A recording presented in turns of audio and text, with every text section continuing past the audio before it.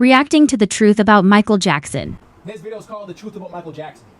Now, I was having a conversation with somebody recently, and we were arguing about Michael Jackson. I don't remember who it was. It might have been like a coworker or something.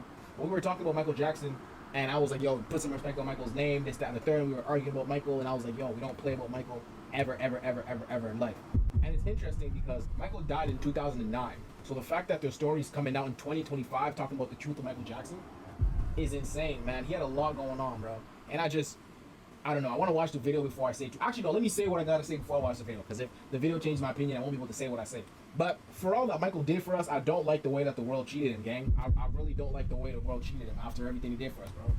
Mans gave us great music. Mans did this, that, the third. And it's like, I don't know, but I found it very crazy to see how they villainized him for his skin and all this other stuff, which, like, I get it as a black person. If you see an icon and then out of nowhere you don't understand why he switches, I understand. But, you know, they tried to villainize him for that. They tried to villainize him for all this other stuff. And it's just like, damn, bro. And then even after he passes, they're still just trying to, you know what I'm saying? But anyways, man, let's figure out what this video is talking about, bro. Let's see what he's talking about.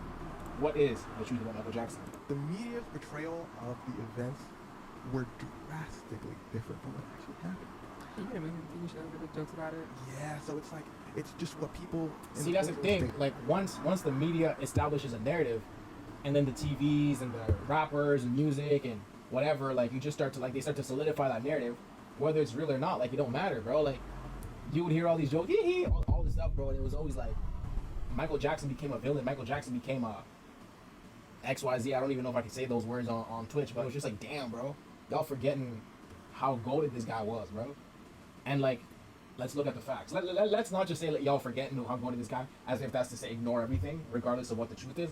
But I'm saying, like, a lot of people didn't really want to look into the facts, bro. Or, like, I don't know. There was a lot of red flags that nobody ever really tried to dive past, you know? Michael Jackson pays the Chandler family $23 million. Whoa. $23 million, right? And he did this because he had a tour coming. And his team comes up to him and says, look, Michael, you're rich. Pay the settlement. Do not get into this whole long legal battle. It's the longer it goes, the worse you're looking. You're going to lose more money in the long run. In fact, they had to cancel his tour.